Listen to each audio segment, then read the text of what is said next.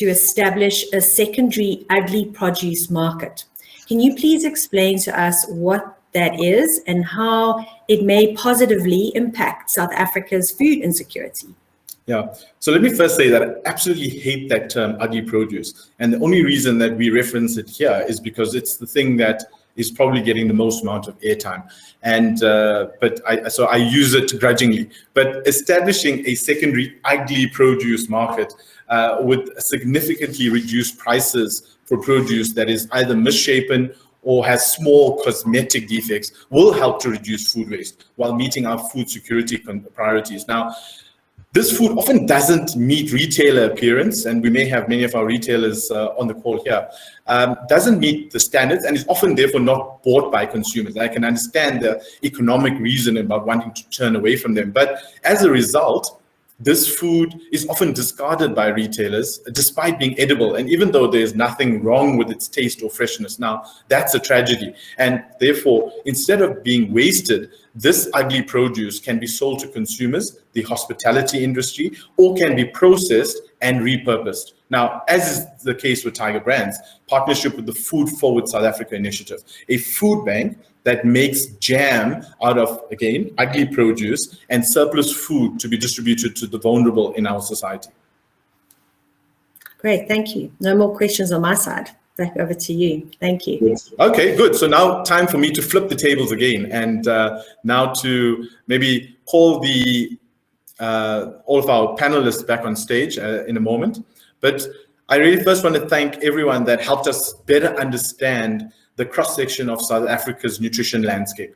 I hope each of you has learned at least one thing today to help us change our food choices and our eating behaviors for the better in some small way. And if you've ever wondered whether it's Himalayan pink salt is healthier than regular table salt, or whether intermittent fasting is actually good for you, now is your time to ask our panel of experts your health and wellness related questions. Now, we've set aside probably about between 15 and 30 minutes for this part of the agenda. So we have received some questions in the chat box, which we'll start, but you're welcome to ask any health and wellness related questions to our two panelists, being Claire and Maria, as well as Arthur. Now, I'd like to remind you that you can send us your questions using the Q&A within the Remo platform. So many of you have done that already. And if you don't know how yet, it's about clicking the Q&A button and just typing it in. And that is something that we'll pick up and we'll be able to get there. And like I said, again, to remind you, if you want this to be anonymous, you are able to do so within the functionality as well. So let's bring our panelists back on stage and let's start asking and answering some of the questions that have come through so far. Okay, so Arthur, thank you very much. I think you might still be on mute, so all of your wisdom needs to be heard. So let's everyone just stay unmuted for the duration of this. So thank you very much. Let me again say thank you to all the speakers for your contributions.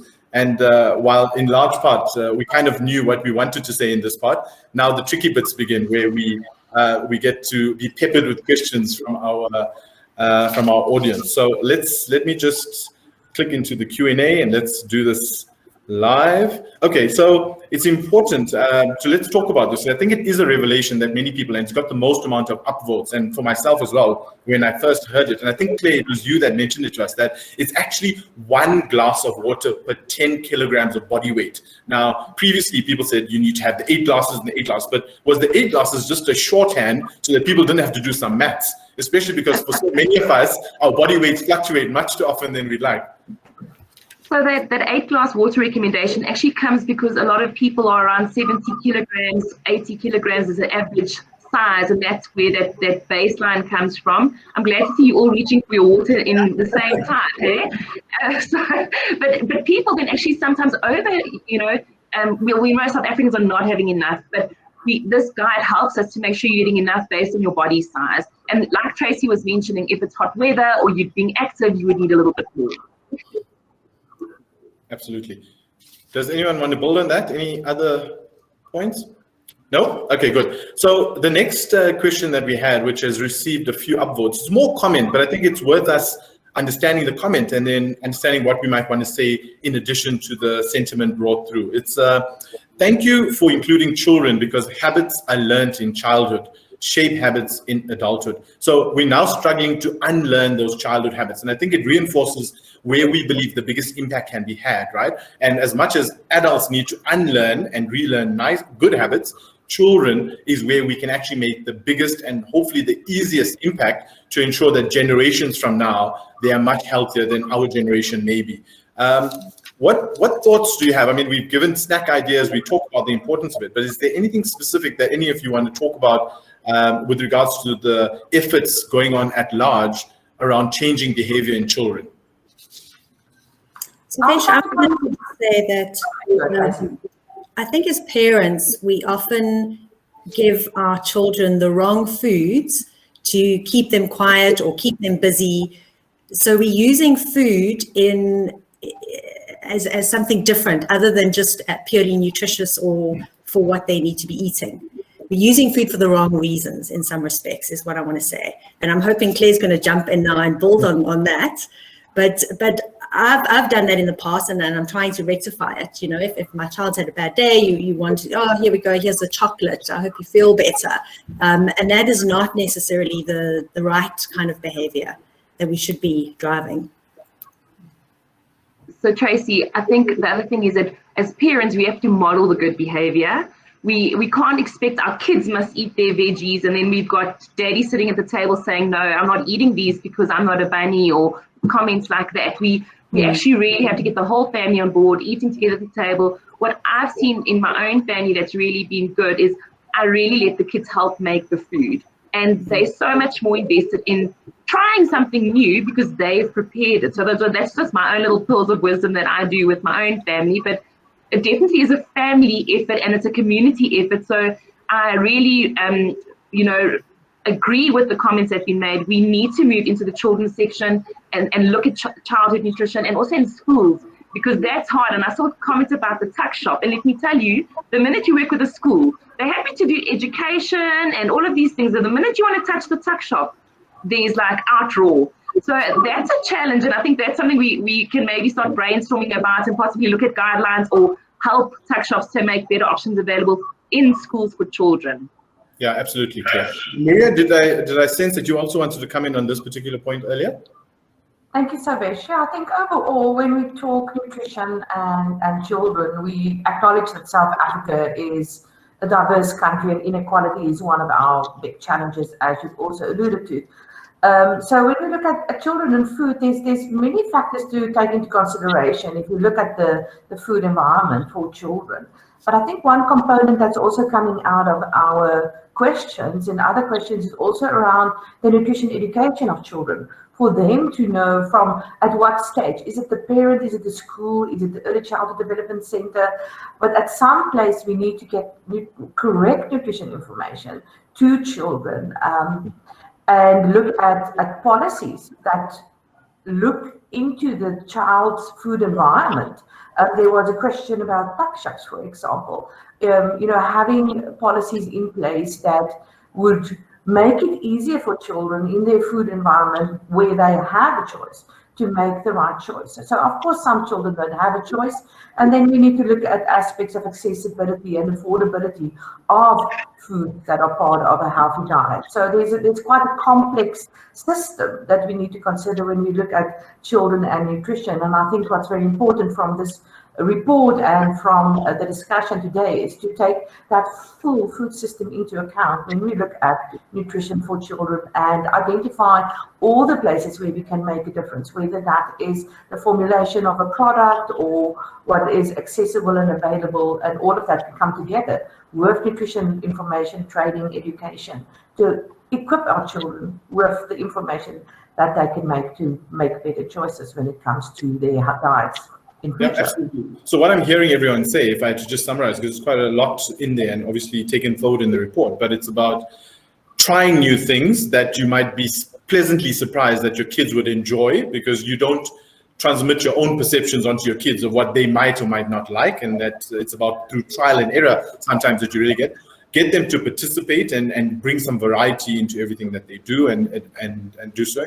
Try to influence the school systems as much, because that's where kids play a lot of spend a lot of their time, and in so doing hopefully create positive behavior change there. But I suppose one of the most important things that every one of us can do from the time, if you're working from home, do it immediately if your kids are there or when they get back from school, is start modeling the right behavior. And it's as simple as that, where you make a better choice with regards to that fast food takeaway choice that you're making on a Friday evening, or to the amount of the treat that you're actually giving yourself and that your child is seeing and potentially modeling. So I think, and in so doing, hopefully the family unit, because that's where we want to focus, that the family gets healthier. It's not just about mom, not just about dad, and not just about the kids, but a family unit together that gets themselves healthier. So thank you very much for that. I think an important another point that came through is that how do you make the daily guideline info accessible for all South Africans? Because most of the content is in English and not available on radio in other languages. I mean, Tracy, do you have a point? But you probably just unmute, yeah?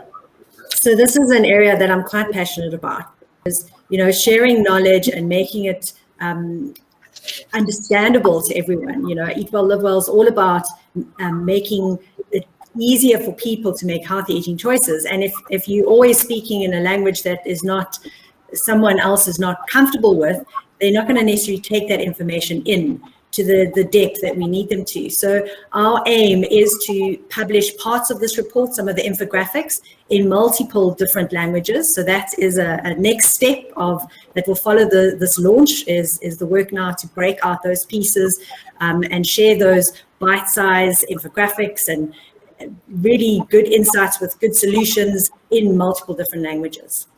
We're going to be doing that.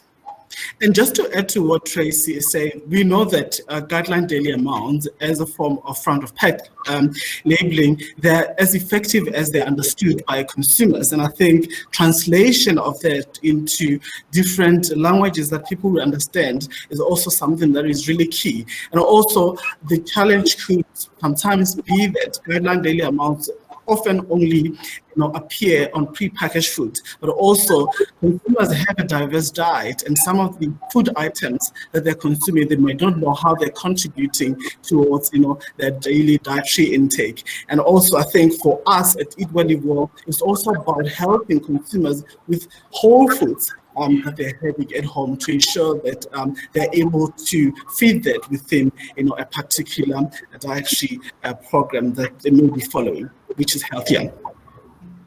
Yeah, absolutely. Thank you, guys. And I suppose that I'm just running through to make sure that we're hearing all the voices that have come through on the Q&A. So there was a question around, or comment around, actually, and this one is maybe a bit debatable, right? And I mean, I have my personal viewpoint, and it's the comment that did get a few upvotes was, would teaching food nutrition in schools be a better way to start creating healthy habits from a young age, instead of placing the burden or parents later in adulthood? Now, I suppose we've spoken about that, so maybe not, but my point of view is that schools do need to play a role, considering the amount of time that kids go there, and actually they're going there to learn, right? And if you look at the topics that are now being put forward, I think it's a lot more relevant in terms of what good nutrition is and isn't. And there is an element around making sure the tuck shop also fulfills that purpose, and we'll get to that when we can. But I would argue that as parents of young kids or early or young adults, it is our primary responsibility to make and enforce the change at home, and that school follows through on it. But I think to abdicate any responsibility only to third parties around the future, about the current and the future of our kids, probably is a step too far. I think it's about a combination of it all, right? I want to then talk about, all right, there was a question here that talks about, so it came from Priya, so thank you, Priya. She was under the impression that there were good and bad eating habits, not healthy and unhealthy foods. And this is according to the SA Food-Based Dietary Guidelines. Has this changed? So I'm going to look through one of the registered dietitians or nutritionists to be able to give some comment on that. Is it just about the type of language we use to make things more understandable, or is there a distinct difference between good and bad eating habits versus healthy and unhealthy foods? Who would like to start with this one? Yeah? You know. Let's go. Come, start it off. I think it's a tricky one because we know we have the different dietary guidelines, and I think that actually look at the quality and the type of foods that we actually have, right? And also, I'm just not sure if I understand the question thoroughly around bad or good food, because as dietitians on the call here, we agree that we don't want to demonize certain foods. As we say that every food can have a role in our diet, but also it's about how much we eat, because that's where portion control also comes into play. But also being active as well, because we need to eat, we need to move, we need to sleep as well, which is important. So when it comes to healthy versus unhealthy food, well, there are different definitions of what that is, because you can look at different criteria so that you are able to determine if the particular food in terms of its nutritional quality can form part of a nutritious diet that can actually help people reduce, high-risk nutrients that we are really concerned about. We're concerned about sugar, we're concerned about fats, we're concerned about saturated fats, we're concerned about sodium, and really it's about looking at those type of foods that contain those nutrients in high amount and saying that what can be done to reduce that so that we're able to offer people nutritious foods so that they can improve their health and nutrition through consumption of those foods. Yeah. To add to that, maybe, sorry, Claire. No, go ahead, Maria. To add to that, I think it also comes back, it is how we talk. So we would maybe rephrase and say foods that form part of a healthy diet rather than a healthy food. So it is a bit of how we approach that. And as Arthur said, it's not about demonizing any specific foods, but to me it comes back again to the consumer's education, because autonomy comes with information. So I can make decisions about my food and my health if I have the right information.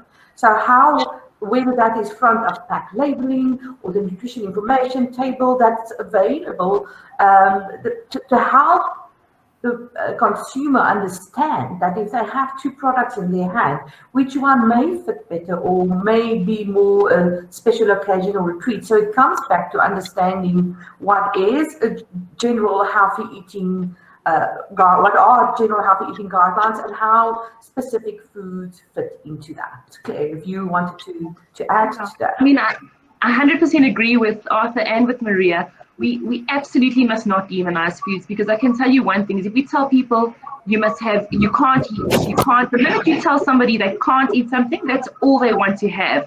And food's always going to have a pleasure value. So even like front of pack labeling on smaller chocolate sizes, for example, is really useful because people start understanding how this fits in and forms part of their overall diet. As a dietitian working with people every single day for many years, I teach patients to say 80% of the time we're eating really good, healthy food that's nourishing us. But if you want a little chocolate, that's absolutely fine. And it's incredible to see how when you give people the information and teach them, they're able to have a balanced diet that incorporates a variety of foods that they also like and enjoy. Because that way, those habits are sustainable and they manage their health long term. So you're 100% in agreement with my colleagues. Good, great. And maybe leading into another question. Sorry? Sorry, just to expand on that, to me, it's also not only about treats or special treats or occasional foods. It's even about our food guidelines and our food groups, where some food groups have been demonized. You don't dare near go starch. And if you start talking about whole grains and starch options and portions, it changes the world. So if you have that individual sitting in front of you that's literally scared of eating something that we would regard part of a healthy diet. So again, it comes back to education, information, and having standard messages, whether that is in school or at your dietitian or nutritionist or on the radio, whatever, to share the same messages about what good nutrition is and not to confuse our consumers. Okay, great. So I think I'm going to take one, maybe two more questions. And then this next one, I think, flows quite nicely from the conversation we've been having, because it does feel as if there's a lot of information out there and it's almost unbelievable sometimes. Well, because it's not believable in terms of what you should or shouldn't be eating. And I talk again about sort of these, or I wouldn't say quite sort of folklore or basically false information that gets spread around. So it really is about knowing who to trust, and how to make your choices more easily. And I suppose in that space, Eat Well, Live Well really aims to help with regards to helping making better food choices, starting with meal planning. So Tracy, do you want to talk about how Eat Well, Live Well is actually aiming to aid meal planning for everyone that needs that support, which I guess will be quite a large number? So in this year's report, we've actually put together some amazing recipes that are budget friendly, that use local ingredients. They're easy to make. So they are recipes that you can make with your children in the kitchen. And they're healthy. You know, Arthur's gone through them. We've provided the calorie per serving. We've made sure that they're budget friendly. We've tested them, and they're some really exciting different things as well, not your run-of-the-mill regular. So definitely something new that we've added to the report this year. So whilst we've shared some insights and some really good findings, we're now giving you like practical tips, you know, practical, easy to make recipes, very affordable, to actually now act on some of those findings and make those small changes into your lifestyle. Perfect, thank you. And then maybe building on that, the another question we have is, there's just so much differing nutrition advice out there. And it's sometimes so confusing that I don't know whether to believe it or not. This week, chocolates in, next week, chocolates out, et cetera, et cetera. And that could be mimicked across multiple different food types. How do I know what is right? Arthur, do you want to grab that one? Yeah, I spoke about that earlier, that, you know, sometimes nutrition messages are conflicting, and people also say that nutrition is intimidating purely for that reason as well. And we definitely need credible platforms, you know, to step up to the plate. And like the Eat Well, Live Well platform, we want to partner, you know, with the nutrition professionals, the industry, so that we're able to bring, you know, nutrition information to scale in a more responsible way. So we want to keep ourselves honest and make sure that the messages that we take out to the, you know, to the South Africans, really to inspire them and drive behavior change, are really messages that are truthful, they are factual in terms of, you know, the sound nutrition principles that we uphold ourselves with. So it's really important that, you know, we are able to come together, you know, as the industry, you know, as nutrition professionals, and everyone who is really going to be able to contribute, you know, to making sure that access of nutrition education for all, you know, South African communities, you know, depending on their LSM levels, like Tracy indicated that, you know, we are also translating all this information into different languages so that people can have access to them and understand them, so that, you know, at the end of the day, we don't have too many messages that are indicating today that, okay, this particular product is a superfood, while we know that that term is actually not necessarily true, because there isn't any food that can actually provide all the nutrients, except when we talk about breast milk, which is truly a superfood. Absolutely. And I think what's fair to say is that, and I think as you alluded to, Arthur, is that because of the disparity of messaging that common person is faced with, and the inability to differentiate between whether something's good for you or bad for you, so should you eat it in moderation, or can you have copious amounts of it? We're really looking for the likes of Eat Well, Live Well to step up. And I think what we can definitely give you confidence about is that all of the content that you will find on our website is actually fact-checked, stress test with the panel of experts that we have, and every recommendation or piece of information contained on there that is led by the Institute and brought to you by the Eat Well, Live Well brand is something that you can trust. And hopefully in so doing, allowing you to have a platform that is easily and reliably accessible for you, so that you can make the right food choices for yourself and your family. So with that, I actually want to say thank you to the panelists. Thank you very much, Arthur,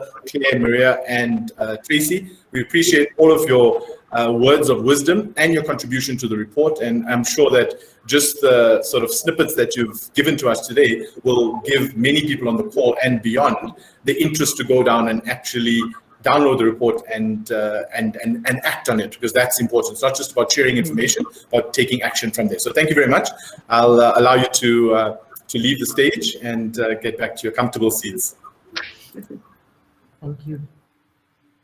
Good. So this is our closing, and I want to thank you for your undivided attention. Again, I appreciate that there is a lot else that you could be doing, but I appreciate your acceptance that this is a very important topic, and yet your contribution in conjunction with Eat Well, Live Well is absolutely critical to changing the health quotient or trajectory of our country, and which we all love so much. So as we share some of the key points that are essential for us getting a healthier and happier South Africa overall. And ultimately, you are welcome to download a copy of the latest State of Nutrition in South Africa report on the Eat Well, Live Well website. So you may find it at www.ewlw.co.za/research.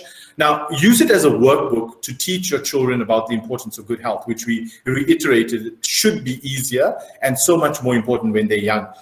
Please continue sharing your thoughts, comments, and questions with us on social media. Tag @TigerBrands on Twitter and @EatWellLiveWellSA on Facebook and Instagram.